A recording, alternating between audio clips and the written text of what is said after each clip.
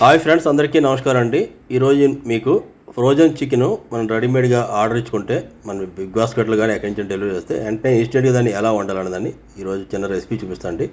Recipe start చేసి మీ అందరికీ ఒక చిన్న రిక్వెస్ట్ అండి. వీడియో చాలామంది చూస్తున్నారు, సబ్స్క్రైబ్ ఎవరు చేయట్లేదు సార్. మీరు ఎవరైనా నా ఛానల్ ఫస్ట్ టైం కానీ వచ్చినట్లయితే ప్లీజ్ సబ్స్క్రైబ్ చేసిన సపోర్ట్ చేసిన అవుతారు.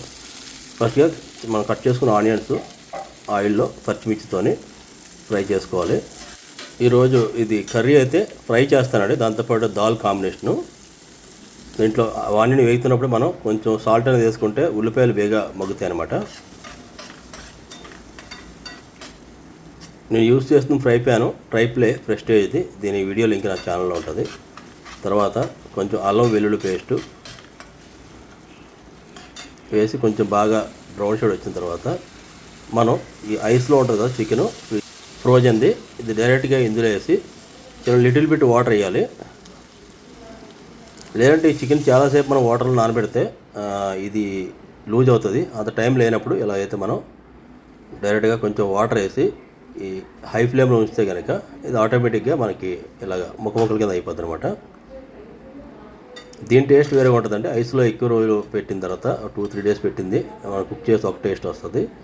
డైరెక్ట్ ఫ్రెష్ చికెన్ వండితే ఒక టేస్ట్ వస్తుంది అన్నమాట. ఇందులో మన మసాలా మిర్చి కారం, ధనియాల పొడి, జీలకర్ర పొడి.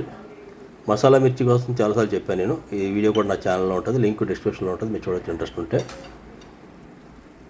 ఈరోజు నేను టైట్ గ్రేవీ అంటే ఫుల్గా ఫ్రై చేస్తానండి. దీన్ని మనం పప్పుతోని, టమాటా పప్పుతోని రైస్తో కాంబినేషన్ చాలా బాగుంటుంది. సైడ్లో అయితే మనకి అన్ని ఐస్ కరిగిపోయింది కానీ సెంటర్లో ఇంకా కరగలేదనమాట.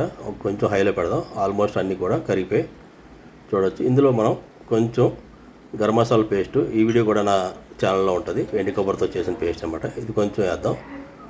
గ్రేవీ ఉంటుంది, చాలా టైట్గా ఉంటుంది అనమాట. మన ఫ్రైడ్ చికెన్ కొనుక్కుంటాం కదా పైన, ఫ్రై బిర్యానీ ఆ టైప్లో ఉంటుంది.